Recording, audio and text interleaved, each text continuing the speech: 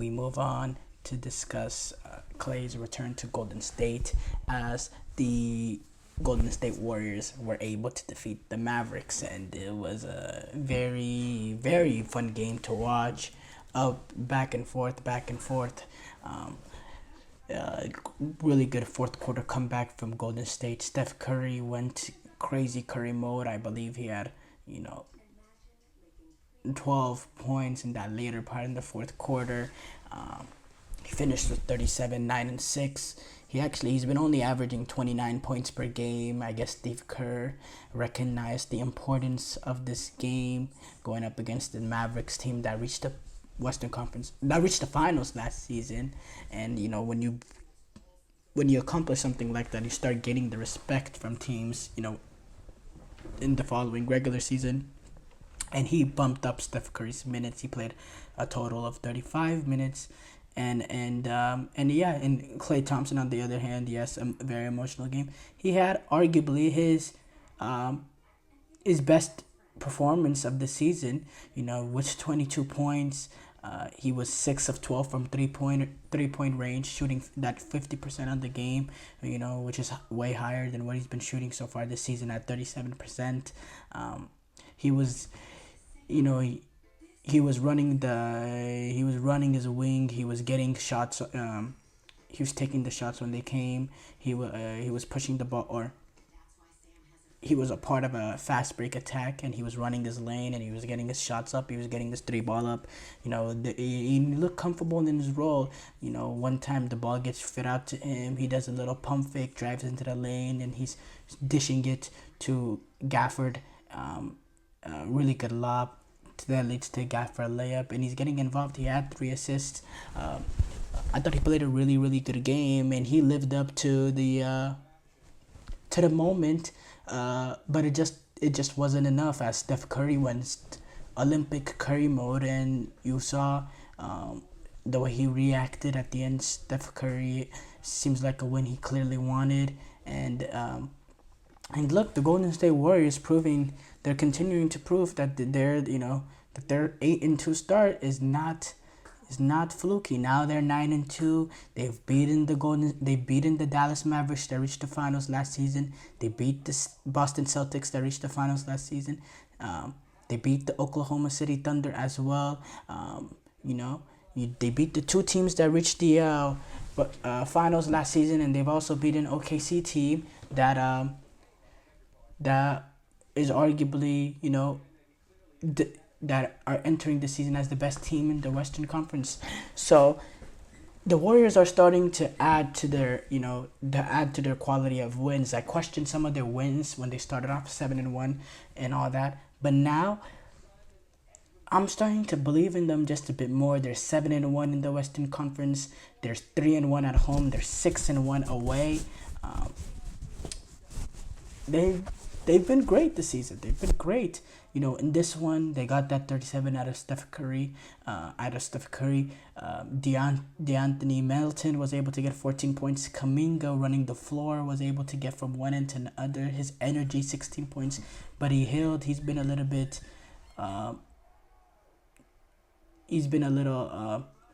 in the last few games, hasn't been at his best, but he was back. He got 14 points.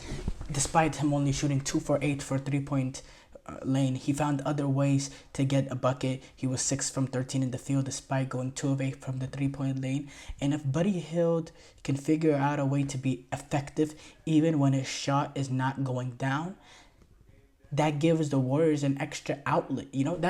That's just it. It's hard for me to think that they're not legitimate contenders again. Now, they're not reaching the finals. And to say they're reaching the Western Conference Finals might be a little irresponsible as well.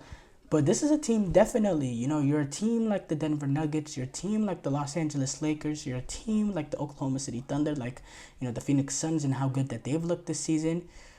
You'd be slightly concerned about the Golden State Warriors. You should be slightly concerned about the Golden State Warriors because they're playing some really, really good some really, really good basketball. They're moving the ball. They're moving the ball quickly. They're hitting shots. They have a good balance of being able to push the floor and also have a good half-court offense in the way how quickly that they move.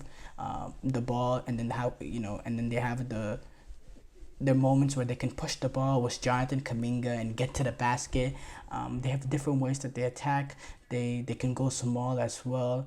They can bring in GP2 and they can go a bit more small. They did that against Oklahoma City Thunder when Chet Holmgren got injured. They have different ways that they can attack teams. They're defensively back to their elite ways. And the thing with Golden State is, every time they have had a legitimate team, the defense has to be top par. It needs to be in the top five. They're as a unit, they're all locked in defensively. They're all bought in, and they're right now they're ranked third or fourth in terms of team defensive rating in the NBA. That will work. As far as the Dallas Mavericks, 5-6, and look, I thought last year's run to the finals was a bit not fluky, but I didn't believe in it. I didn't think that this is like the start of something special with this Dallas Mavericks team. And I think through these first 11 games, I've already proven correct that I don't think this Dallas Mavericks team will sniff the NBA Finals again this season. I think, in fact, they have a better chance of being in the play and then going back to the finals. I really do.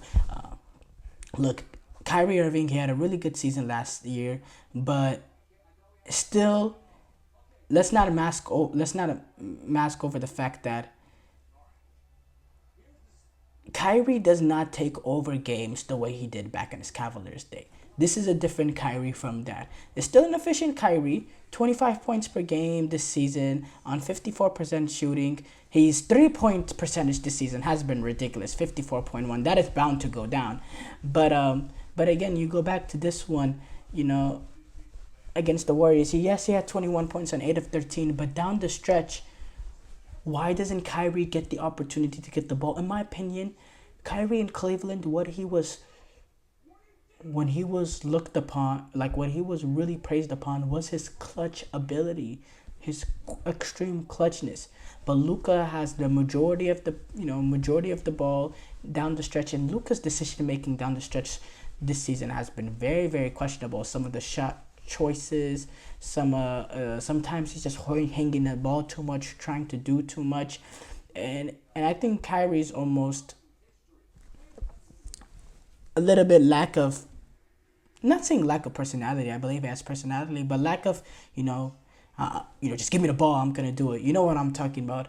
That is affecting how the Mavericks are right now, because in my opinion, Kyrie should have a lot more of the opportunity to have the ball late in games than what we're seeing. I think him and Luka should be able to split 50-50. It's not been 50-50. I don't know what the usage rates are exactly in these clutch situations, in these 2-minute situations, but you're watching it, you're seeing the eye test. So Luka's having the ball in majority of the time, and you're seeing bad decision making game in, game out from this Mavericks team, and they're just missing that something that this team doesn't have that last year do. I can't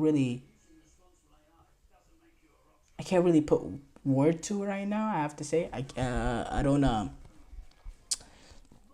I can't really break it down exactly, but there's something about this Mavericks team that's off, and for me, they are definitely not in a legitimate contender out of the Western Conference to reach the finals this season. I think Golden State is a better team than them. I think the way Phoenix has been playing, I think Phoenix is a better team than them. The way that they look now, being managed by Mike Budenholzer, I think OKC is a much better team than them. Denver, I want to see a little bit more from Denver. I think the Lakers are a better team than them as well. I think Grizzlies are also, Grizzlies and Mavericks, I think they're about in the same realm. 5-6 through 11 games, sitting 12th in the Western Conference. They have a lot to work on. There's a lot for this Dallas Mavericks team to work on, and yeah, I'm very, very interested to see how they fix their issues, how Jason Kidd fixes the issues that this team is currently facing.